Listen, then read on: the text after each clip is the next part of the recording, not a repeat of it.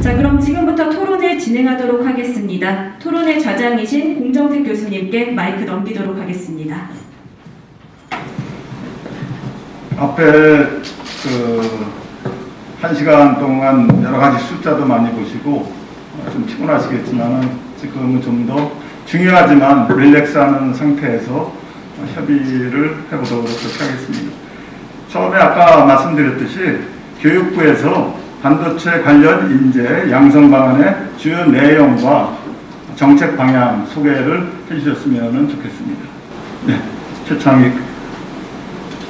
네, 안녕하십니까. 예, 교육부 산학협력정책관 최창익입니다. 교육부가 7월 19일 날 발표를 했는데요. 그 내용에 대해서 간략하게 소개를 드리겠습니다. 교육부는 지난 7월 19일 관계부처 합동으로 반도체 관련 인재 양성 방안을 발표했습니다. 교육부는 이번 방안의 수립 과정에서 여러 차례 회의를 거쳤고, 또 관계부처, 반도체 산업계, 또 서울대 반도체 공동연구소, 충북 반도체 고등학교, 대림대, 충남대 등을 방문해서 이해관계자들로부터 의견을 수렴했습니다. 의견 수렴 결과는 석박사급 인력이 특히 시급하다는 산업계 의견이 있었고요. 반도체 특화 커리큘럼을 위한 학과 신설이 필요하다는 점, 그리고 연구수행을 위한 R&D 지원도 필요하다는 의견이 많이 있었습니다. 교육부는 이러한 다양한 의견을 반영해서 반도체 관련 인재 양성 방안을 수립했습니다. 이번 방안에 따르면 산업부와 반도체 산업협회는 반도체 시장의 급성장에 따라서 향후 10년간 약 13만 명의 반도체 인재가 필요할 것으로 전망하였습니다. 직업계고, 학사, 석박사 등 모든 학력 수준에서 추가 인력 수요가 발생할 것으로 예상하고 있었습니다. 이에 대응해서 정부는 규제 개선, 융합형 교육과정, 인재 양성 기반 조성 등을 추진하고 총 15만 명의 반도체 관련 인재를 양성할 계획입니다. 이를 위해서 첫 번째로 규제를 과감하게 혁신을 발표했습니다. 4대 요건 중에서 교원 확보율만 충족하면 반도체 등 첨단 분야에서는 학과 신증서를 허용하는 걸로 발표를 했습니다. 수도권하고 지방 구분 없이 역량과 의지가 있는 대학이면 모두 증원을 적극 검토하는 것으로 되어 있습니다. 또 우수 역량을 갖춘 대학은 반도체 특성화 대학으로 지정해서 자율적 운영을 허용하고 재정을 과감하게 지원하는 것으로 되어 있습니다. 둘째, 산업계에서 시급한 고급 인력 양성에 주력하기 위해서 융합교육의 저변을 확보하겠습니다. 특히 산업계 수요가 급증하는 석박사급 고급 인력 양성을 위해서 반도체 분야 국가 R&D 투자를 확대하고 연구소 운영에 대한 지원을 확대하는 것으로 발표했습니다. 학사, 학부 단계에서는 다양한 전공과 배경을 가진 학생들이 부트캠프, 반도체 전공 트랙 과정을 저희가 확대하도록 노력을 기울였습니다. 마이크로 디그리를 부여하는 방안도 저희가 추진하는 것으로 발표에 포함되어 있습니다. 전문학사 이하 단계에서는 직업계고의 현장 중심 교육을 제공하기 위해서 공동실습소 구축을 지원하고 산업계 수요 반영한 교육과정을 통해 맞춤형 인재를 양성하겠습니다. 세 번째로 반도체 인재 양성의 지속적 성장 기반을 구축하기 위해서 서울대 반도체 공동연구소를 중앙 거점으로 하고 권역별 반도체 공동연구소를 두어서 전국 단위의 대학 연계 반도체 인재 양성 허브를 구축하겠습니다. 또한 산업계, 교육기관과 함께 인재 양성 전략회의를 운영하도록 하겠습니다. 지속 가능한 반도체 인재 양성과 균형 성장을 위해서 지방대학 및 지역 국립대학과 역할을 강화하고 중소기업 상생 협력 기반을 마련하겠습니다. 이번 방안을 통해서 31년까지 산업계가 요구하는 수준별 반도체 인재를 적기에 충분히 양성할 수 있을 것으로 기대합니다. 정원 증원으로 4만 5천 명, 융합 전공 등 재정 지원 사업을 통해서 10만 5천 명의 인재를 길러내겠습니다. 앞으로도 정부가 반도체 관련 인재를 양성하기 위해서 적극적인 역할을 수행할 수 있도록 많은 관심과 조언을 부탁드립니다. 여기서 나오는 의견들을 저희가 경청해서 정책에 참고하도록 하겠습니다. 이상입니다. 아까 저는 처음에 여기에 나와달라고 했을 때 15만 명에 대해서 확신이 없어서 사실 안 나온다고 얘기했어요. 총장님이 돌아가셨는데, 근데 처음에는 이게 굉장히 어려운 일이라서 안 될 것 같은데 나가서 자신 없는 얘기를 하는 게 어렵겠다 그랬지만은 아까 그대로 가면은 20% 성장해서 20%에서 머물러 있을 텐데 아까 이창환 부회장님 말씀하신 것 같이 25% 30%로 키우려면 제일 중요한 것이 지원하고 사람이니까 나가서 힘을 실어주고 같이 노력하는 게 좋겠다 이런 생각을 했습니다. 하지만 아직도 또 이 시황이 반도체 사이클이라는 것이 있기 때문에 그거에 대해서 공급 과잉이 우려되기도 하는데 이에 대해서 실장님께서 또 의견을 좀 주시면. 네, 교육부입니다. 예.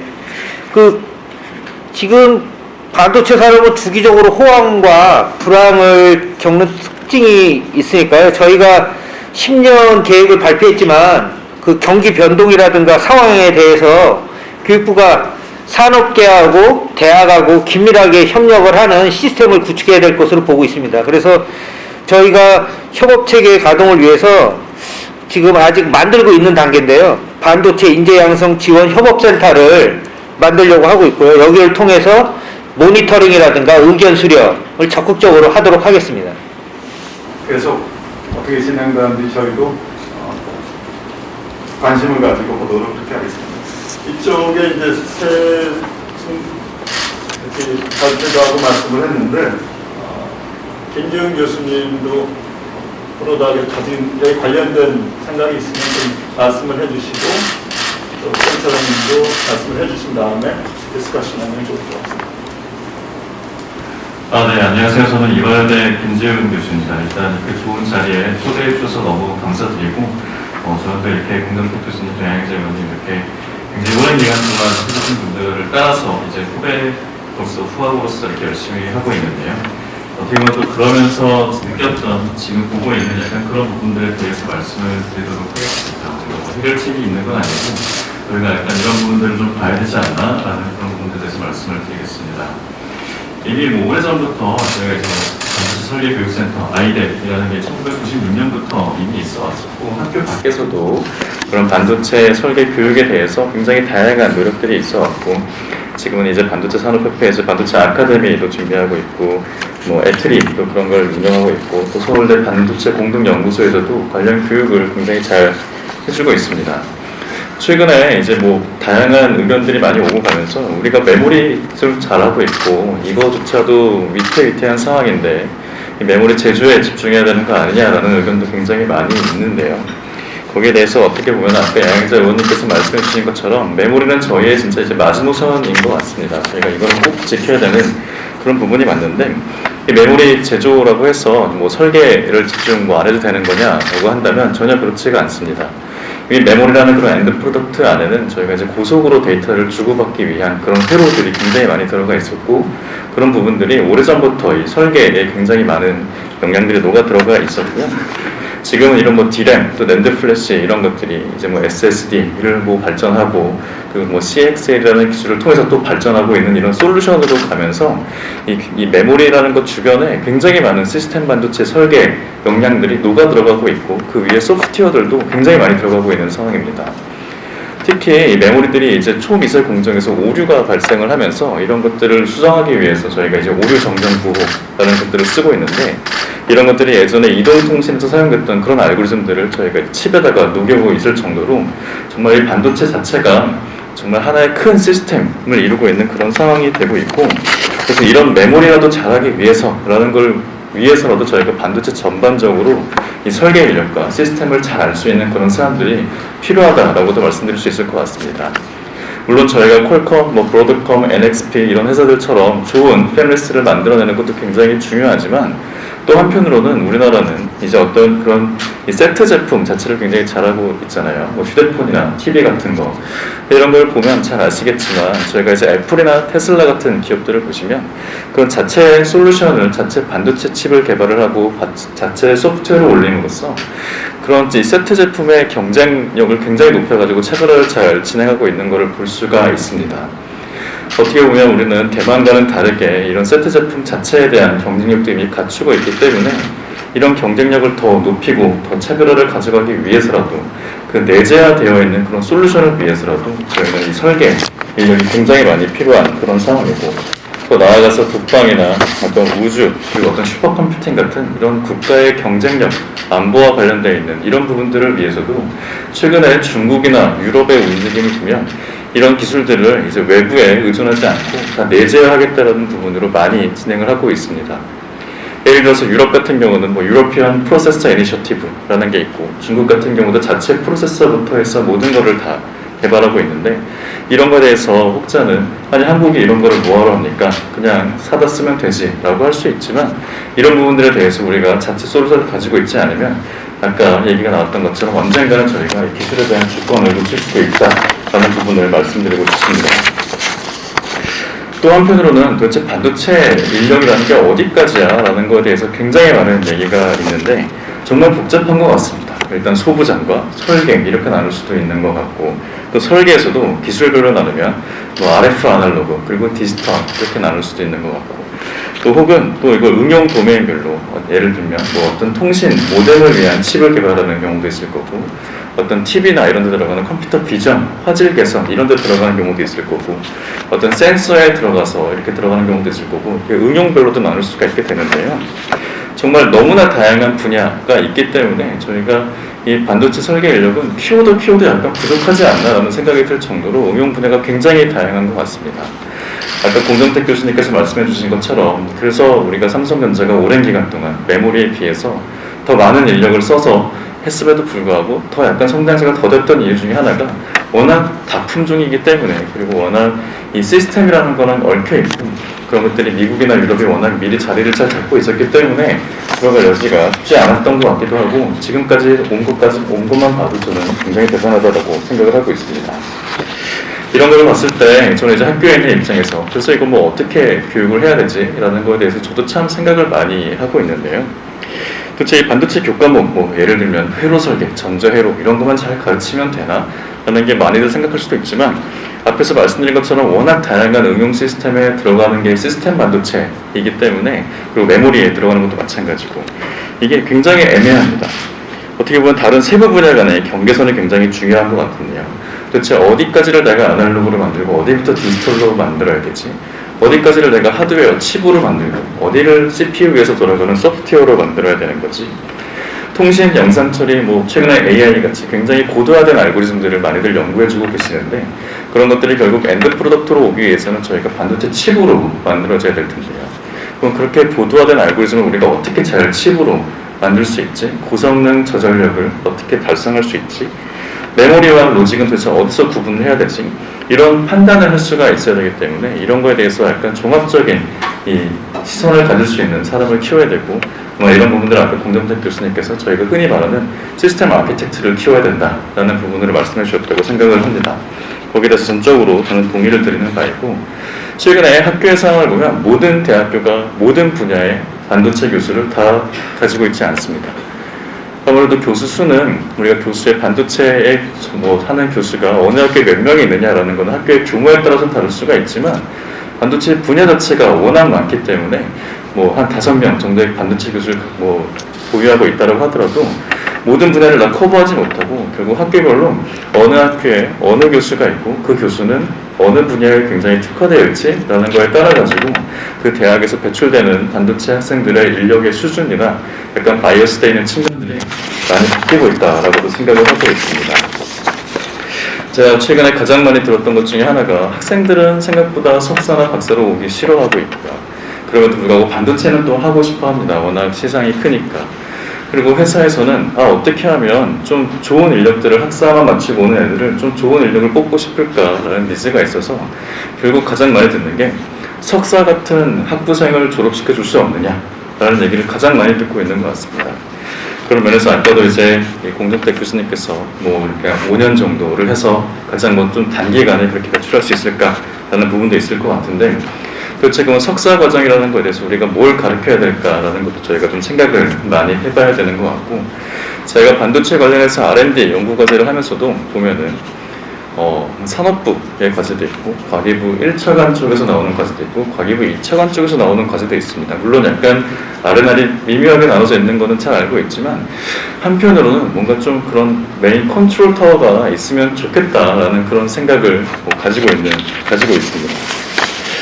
그래서 도대체 어떻게 해야 될까라는 것에 대해서 아까 많이 얘기가 나왔지만, 결국 지금 당장 필요한 인력이 있고, 그리고 3년 뒤, 5년 뒤에 필요한 인력이 있고, 10년 뒤가 있는데, 보통 회사에서도 저희가 이제 연구소가 있고 사업부가 있고 이런 식으로 운영을 하는 것처럼 인력 양성에 대해서 약간 그런 부분들을 좀 고려를 해서 해야 되는 것 같고요.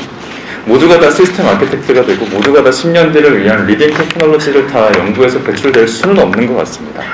그런 사람도 있어야 되고, 그런 사람들의 기획 아래에서 굉장히 충실하게 잘 임플멘테이션을 할 수 있는 그런 좋은 엔지니어를 키우는 것도 굉장히 중요하기 때문에, 저희가 어떻게 하면 모든 학교에서, 굉장히 많은 학교에서, 그게 수도권이든 지방이든 간에 굉장히 좋은 튜토리얼 자료를 가지고 잘 실력을 습득을 하고, 실제 설계 인력이라면 MPW라고 불리우는 그런 칩 설계까지 다 한번 해서 나올 수 있는 인력을 어떻게 키워서 당장 우리가 현업에 보충할 수 있을까라는 부분도 얘기를 해야 되는 것 같고요. 또 말씀하신 대로 저희가 5년 뒤, 10년 뒤를 생각하지 않을 수가 없습니다. 퀀텀 컴퓨팅이나 혹은 요즘에 암호 같은 경우는 또 포스트 퀀텀 컴퓨팅에서의 크립토그래피 이런 부분들도 얘기가 많이 되고 있고, 초저온에서의 컴퓨팅을 우리가 어떻게 할 수 있을지, 그리고 요즘 후공정으로 많이 얘기가 되고 있는 그런 칩랩 같은 헤트로지니어스 인테그레이션은 저희가 누가 보더라도 향후에 이 부분이 굉장히 메인스트림이 될 거다라고 하고 있는데, 전국을 뒤져봐도 그런 거를 액티브하게 연구하고 있는 그런 교수님들이 많지는 않습니다. 아무래도 이런 부분들이 뭐 국가 R&D에 뭔가 예산 과제가 있느냐 없느냐에 따라서 달라질 수도 있고, 혹은 뭐 주어진 현실이나 이런 것에 따라서 달라질 수가 있을 것 같은데요. 그런 것들을 뭔가 메인 컨트롤 타워를 통해 가지고 당장 굉장히 잘 숙련된 이 튜토리얼에 의해서 잘 배워서 나갈 수 있는 인력을 어떻게 키울 것인지, 그리고 3년 뒤, 5년 뒤를, 10년 뒤를 바라볼 수 있는 인력을 어떻게 잘 키울 것인지, 그리고 저는 어떻게 보면 한편으로 이 코로나를 통해 가지고 저희가 이제 온라인이나 이런 교육 체계가 굉장히 잘 갖춰졌다라고 보고 있는데, 뭐 지방에 있든 수도권에 있든 또 어느 학교에는 디지털 교수가 없을 수도 있고 어느 학교에는 아날로그 교수가 없을 수도 있고 이렇게 돼 있는데, 그런 것들을 뭔가 좀 클러스터링을 잘 해가지고 우리가 이 통합적으로 좋은 양질의 교육 플랫폼을 만들어가지고 어디에 있든지 간에 그런 수업을 들을 수 있는 그런 환경, 그게 지금 운영되고 있는 아이덱이 그런 역할을 할 수도 있고, 반도체 산업협회가 하고 있는 반도체 아카데미가 그런 역할을 할 수도 있다고 보고 있는데, 그런 것들이 잘 진행될 수 있도록 해야 된다고 보고 있고, 가장 중요한 거는 마지막으로 이렇게 시스템을 잘 갖춰놔도 저는 아까 마지막에 언급하셨지만 리텐션인 것 같습니다. 이 인력들을 우리가 어떻게 유지할 수 있느냐라는 겁니다. 최근에 국내에서 굉장히 좋은 인력들이 많이 뭐 수석 엔지니어급에서 그만두고 미국으로 가는 경우가 너무나 많이 있고, 중소기업에 계신 분들이 너무 잘하고 나서 그만두고 대기업으로 가고, 그리고 또 이 업계 자체에 사실 잘 안 오려고 하는 것도 있습니다. 저희가 아무리 준비를 잘하고 이렇게 하면 됐다라고 하더라도 인력 자체가 저희는 그냥 플랫폼이 잘 갖춰져 있는 뭐 AI 쪽으로 가겠다 이런 식으로 했을 때 연봉이 훨씬 높아요 이런 식으로 하는 경우가 굉장히 많이 있거든요. 저희가 어떻게 하면 이 인력들을 우리 쪽으로 끌어들여 가지고 그리고 잘 유지를 하고 뭐 이렇게 해서 우리가 국가의 경쟁력을 키울 수 있을까라는 부분들도 같이 좀 고민이 돼야 되지 않을까라는 생각을 가지고 있습니다. 네, 여기까지 말씀을 드리겠습니다. 굉장히 좋은 말씀을 해주신 것 같습니다. 역시 말씀을 잘 정리해서 해주신 것 같고, 이게 누가 속기를 다 해주시면 정리해서 좋은 아이디어들이 많이 있을 것 같아요. 이 튜토리얼을 전국적으로 만들자든지 교육 플랫폼을 만들어서 공유하자, 온라인으로 빠진 교수들 5명에서 모든 걸 다 커버할 수 있다. 그런 것들을 커버할 수 있다든지 아주 굉장히 많은 얘기를 말씀드렸고, 좀 어려운 내용들이 있었는데 양해 받았습니다. 나중에 김재훈 교수님한테 대외적으로 부탁드리면 될 것 같습니다. 우리 홍선민 센터장님께서 말씀 좀 해주시죠.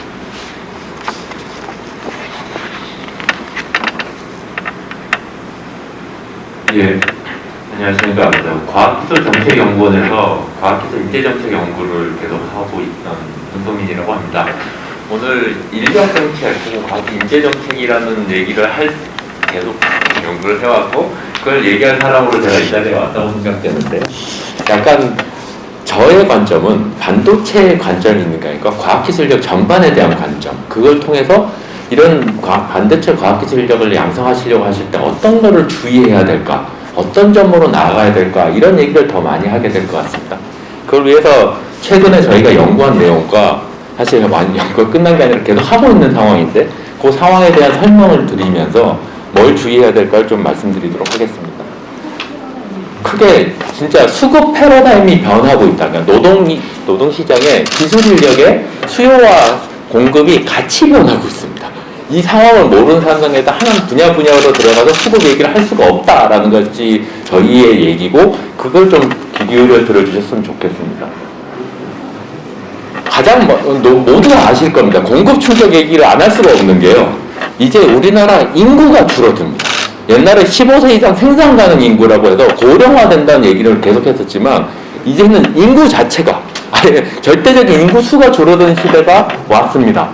통계청에서 처음 예상할 때는 2027년 정도 되면 줄어들 거다라고 얘기를 했었어요. 근데 이제 코로나 때문에 외국인이 안 들어오기 시작하니까 벌써 우리나라는 돌아가시는 분들이 훨씬 더 많아졌거든요. 태어나는 사람보다.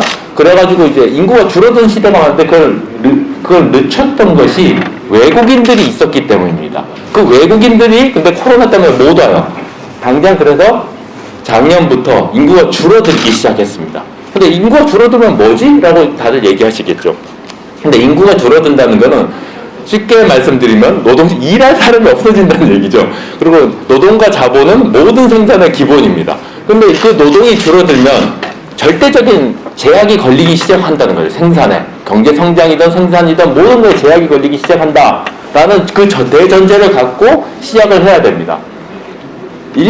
과학기술 인력의 기본이 되는 이공계 졸업생도 마찬가지예요. 근데 사실 참 이게 좋은 건지 나쁜 건지 이때까지 보면 이공계 대학의 입학이나 졸업자 수가 크게 안 줄어들었어요. 왜 이랬을까라고 생각을 해보면 이공계 기피 얘기가 나오고 많은 위기설이 나오면서 이공계에 대한 지원이 커지고 이공계를 나오면 취업이 쉬워진 세상이 왔습니다. 과학기술의 중요성이 커졌기 때문인지 몰라도 그러다 보니까 최근에는 오히려 이공계로 더 많이 와요. 그러다 보니까 유지가 됐습니다.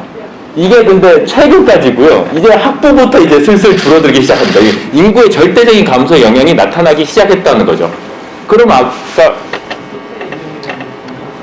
반도체 인력에 대해 중요하다고 말씀하신 석박사는 어떻게 될까? 이걸 봐도 저희가 살짝 전망을 해봤어요. 석박사가 이때까지 보시면 알겠지만 이공계 석사 과정생 규모가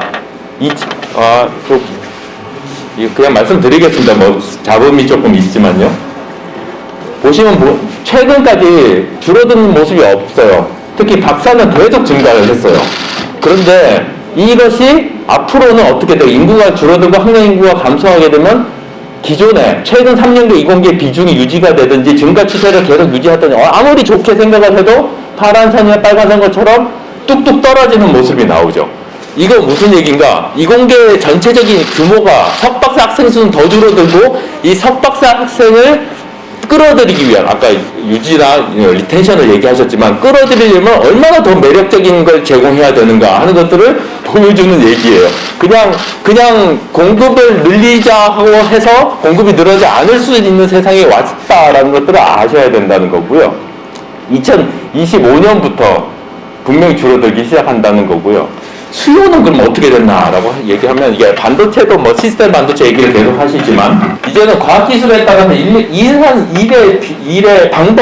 하는 방법 자체가 달라지고 있는 것이고요. 가장 크게 나타나는 것들이 이제 옛날에는 일자리가 없어지는 거 아니야 이런 걱정을 많이 했었는데 최근에 더 얘기하는 거는 일하는 방식이 변했고 거기에 따라서 기계와 협업을 하든지 자기의 직무 그러니까 일자리 자체가 없어지지 않는데 이 기계나 컴퓨터나 이런 걸 더 많이 써야 되는 세상이 온 거죠.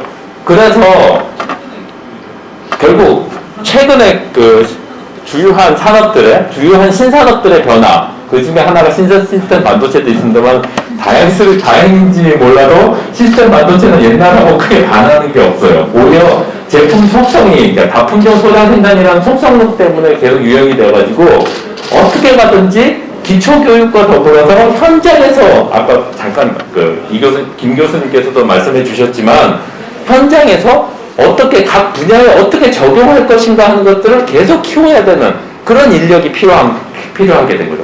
다른 쪽도 보시면 아시겠지만 기본적으로 필요해지는 것들이 다른 산업하고 다른 사람 혹은 다른 전공을 가진 사람하고 융합을 하거나 ICT나 이런 쪽에 과학기술을 더 알게 되고 그것을 더 받아들이게 되거나 이런 식으로 변하고 있는 것들이 주요한 추세로 나타나고 있습니다.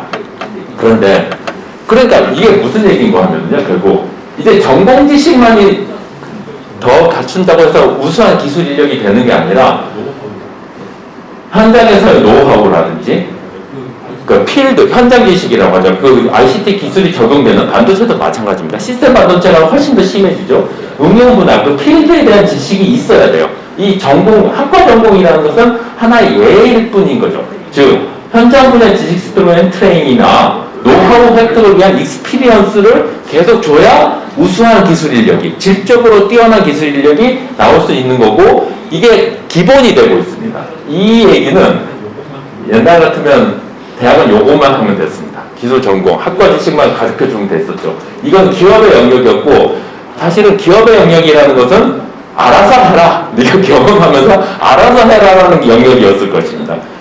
그런데 이제는 대학의 영역이 점점 올라갈 수밖에 없어요. 특히 현장의 제품과 관련된 필드에 대한 지식을 어떻게 집어넣을 수 있느냐 하는 것들이 점점 더 중요해지고 있는 거죠. 이건 ICT 발달과 더불어서 그리고 AI든 뭐 이런 것들과 더불어서 시스템 반도체 같이 각각 분야별로 다 들어가야 되는 기술들이 훨씬 더 중요해진 그런 것 때문에 된 거고, 당연히 이런 것들은 혼자서 할 수 없습니다. 이런 걸 같이 하려면 대학만이 할 수 없는 게 아니라 기업이 어떻게 이 시장으로 들어와서 같이 할 수 있느냐 하는 것들이 더 중요해졌다라고 이해를 해 주셔야 되는 거죠. 그런데 아까 말한 공급 충격 중에 또 다른 하나의 변화가 이 MZ세대의 등장이죠. 근데 MZ세대라는 게 문제다라고 얘기를 할 게 아니라 이건 당연한 흐름입니다. MZ세대의 가장 큰 특징은 이 사람들이 어떤 것들을 중요하게 하느냐 생각하는 건데요. 19년에 대학 들어온 사람하고 2006년에 대학에 들어온 사람만 비교를 해봐도 뭐 소질이나 이런 게 중요하다고 얘기하는 건 다 당연하지만 빨간색이 현재인데요. 높은 임금의 소득 이런 게 중요하다고 얘기하는 게 훨씬 더 커지는 게 보이실 겁니다. 지속적인 고용, 노동시장의 중요성이 계속 커지고 있는 거죠.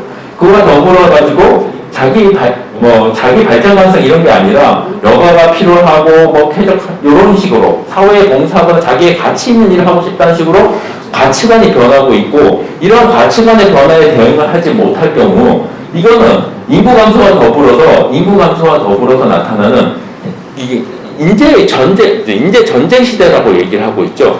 더 좋은 인재뿐만 아니라 인재 자체를 끌어들이기 위해서 얼마나 노력을 해야 되는가 하는 것들이 이 공급 충격의 가장 핵심적인 얘기가 됩니다.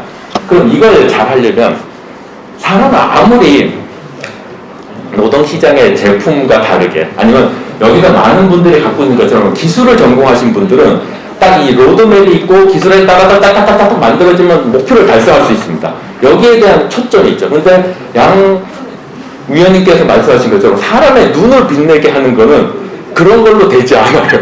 그런 걸로 되지 않기 때문에 얘들이 마음이 떠나기 시작하면 이건 도저히 돌릴 수가 없습니다. 근데 그 눈을 빛내게 하는 게 뭐냐? 옛날에는 이제 사명의식도 있고 사실 여러 가지 그런 것들이 있겠지만 지금 MZ세대에게 그리고 인구가 줄어든 이 시대에게 가장 그리고 일자리는 너무나 부족한 그리고 취업을 하기도 고용을 유지하기도 힘든 이 시대에서 더 중요한 것들은 좋은 직장과 좋은 일자리 거기서 계속 성장할 수 있는 어떤 경력개발 노트를 어떻게 만들어줄 것인가 하는 부분이 되는 겁니다. 그만큼 단지 대학에서 공부를 가르치는 것뿐만 아니라 기업에서 어떻게 역할을 하고 이 사람들을 어떻게 케어를 해줄 것이냐 하는 것들이 좀 더 중요해지는데 옛날 같았으면 삼성전자면 모든 게 해결됐었죠. 예, 우리나라 최고의 기업이고 거기에 모든 사람들이 오고 싶어 했으니까 다 해결이 되는데 이제 단지 양의 문제가 아니라 질의 문제로 같이 가고 있기 때문에 그 사람들을 더 반짝이게 만들려면 뭘 해야 될까라는 고민을 같이 해야 되는 시대가 왔다. 그럼 반도체 산업이라고 해도 다르지 않다라고 말씀을 드릴 수밖에 없습니다. 그래서 아직 완성된 건 아니지만 이걸 잘 하려면 아까 잠깐 보여주면 산업별로 달라져요. 모든 것들이 수요 자체가 달라지고 있어가지고 거기에 필요한 적정한 인력이라는 것이 단지 옛날처럼 특정 기술만 아는 게 아니라 그 다른 전공 사람들하고 대표적인 예가 할 거야.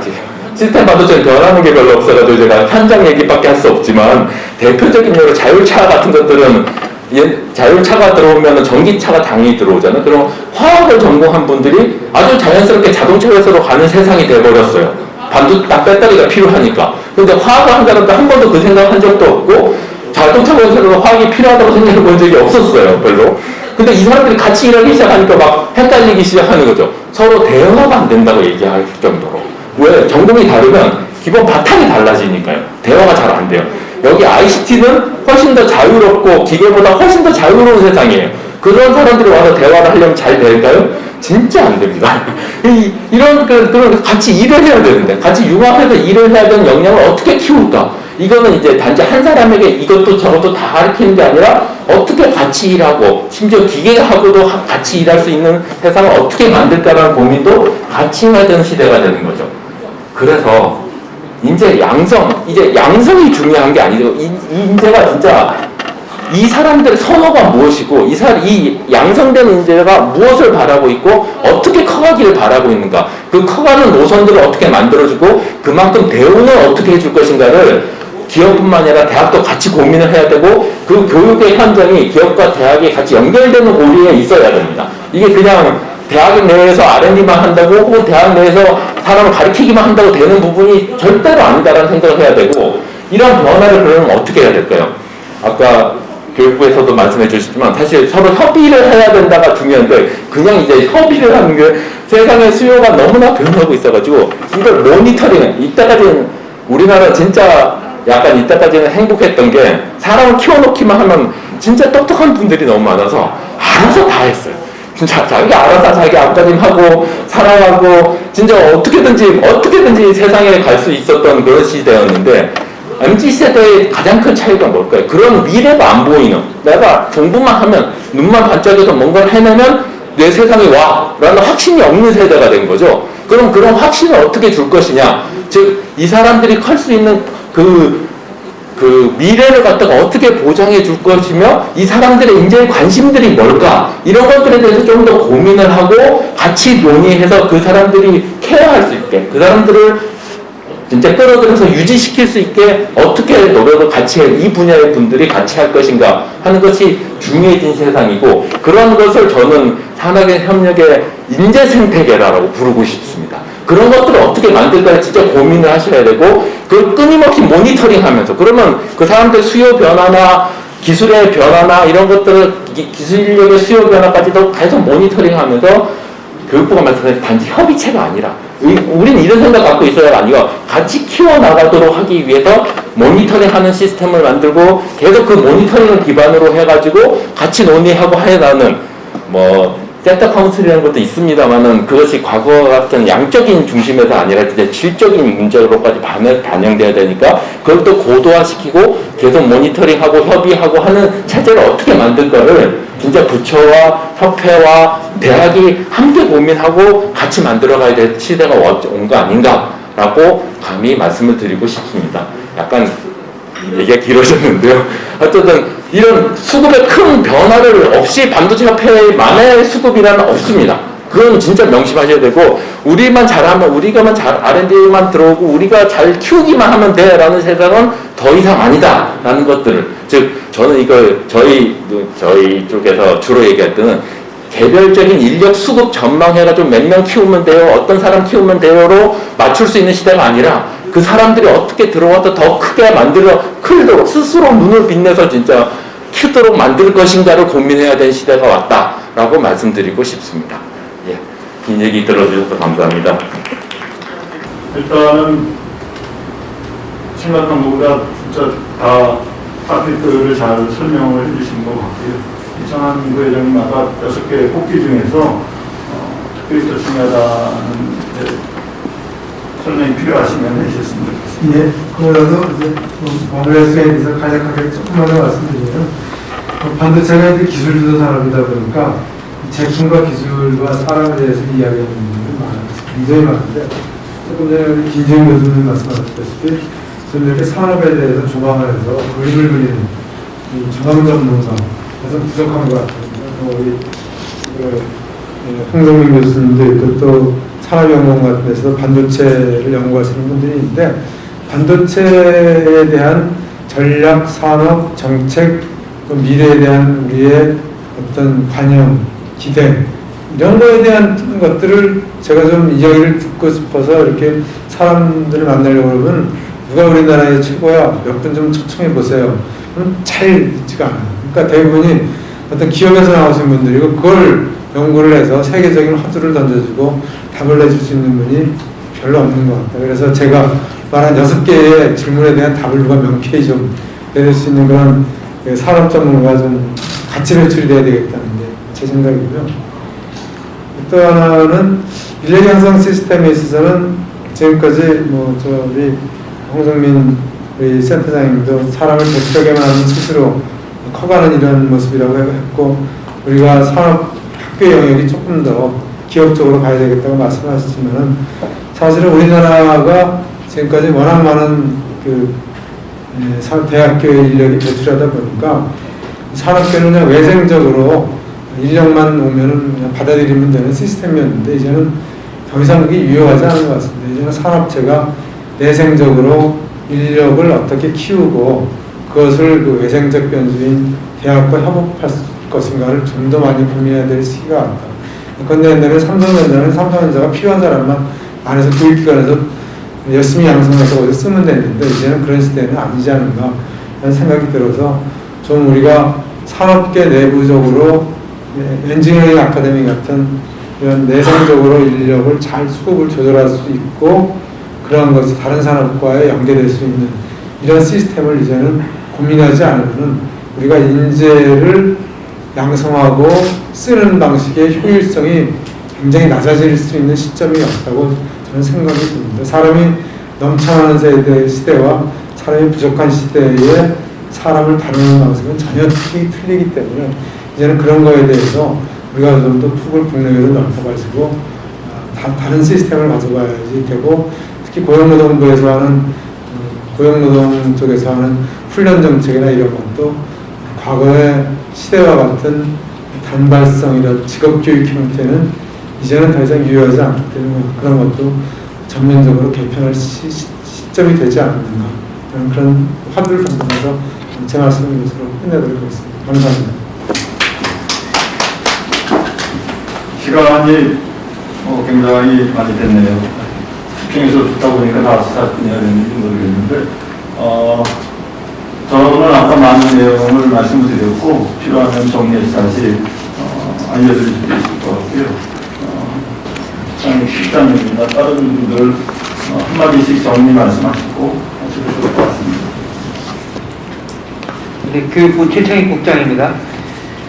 저 교육부를 보시면 유치원, 초등학교, 중학교, 고등학교, 대학교 이렇게 있고요. 다 학교 내에서의 업무를 관장하고 있습니다. 유일하게 산학협력국, 여기 산학협력정책관이라고 이름은 조금 변화가 되어 왔는데 유일하게 저희 국이 기업, 산업계와 연관되어 있는 유일한 창구입니다. 그래서 밖에서 보시면 교육부가 굉장히 답답해 보일 수는 있으실 겁니다. 왜냐하면 교육부 공무원들이 산학협력 정책관에만 근무하는 게 아니고요.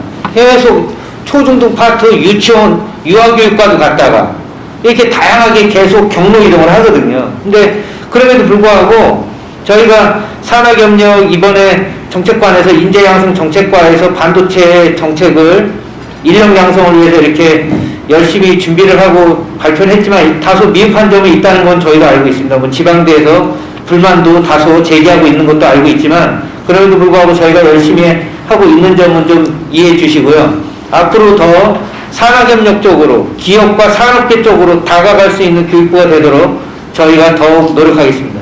감사합니다.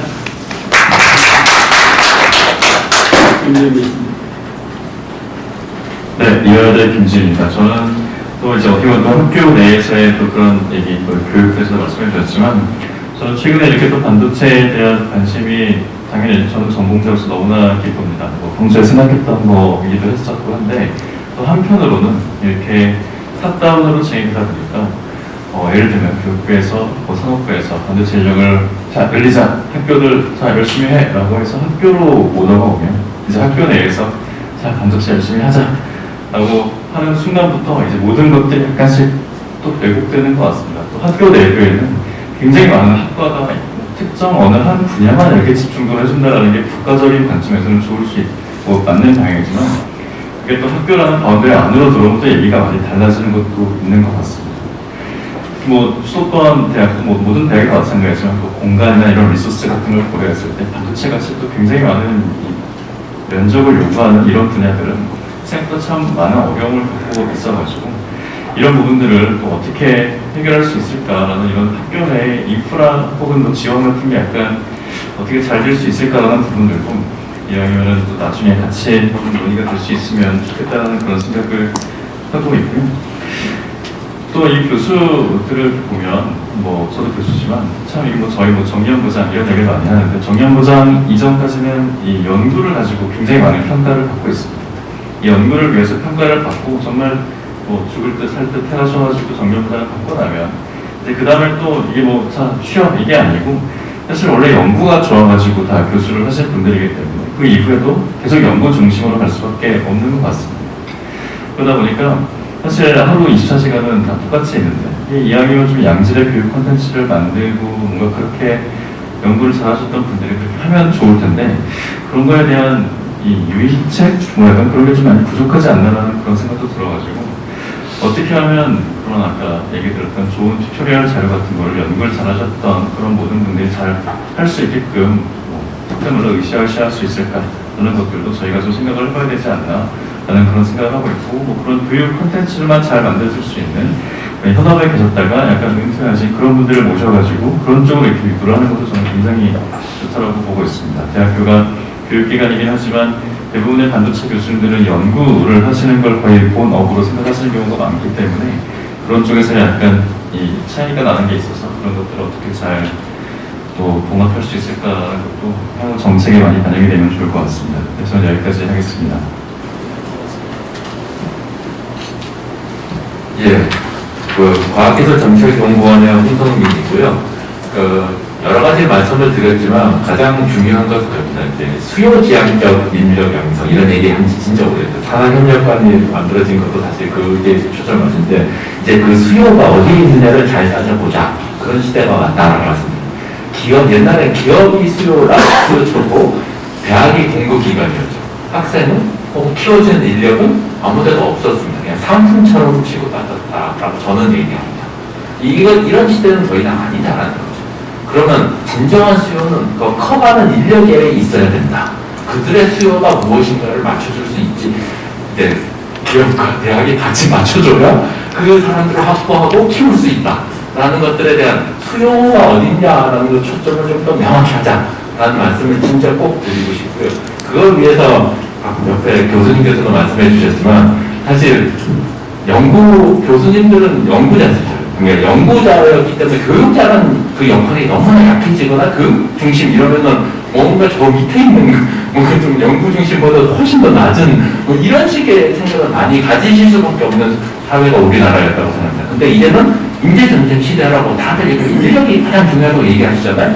그러면 사람을 키우는 게 진짜 가장 중요한 거고, 그걸 어떻게 잘 만들어 갈 것이냐. R&D를 하더라도 대학 내에서는 어떻게 하면 HID가 학생들이 잘 풀 수 있는 R&D를 할 것인가, 이런 고민을 교육부도 그렇고 우리 같은 과학기술 연구개발 투자하는 과기부도 그렇고 그 모든 쪽에서 같이 고민해야 될 때가 아닌가, 그런 것들을 만들어야 될 때가 아닌가라고 말씀을 드리고 싶습니다.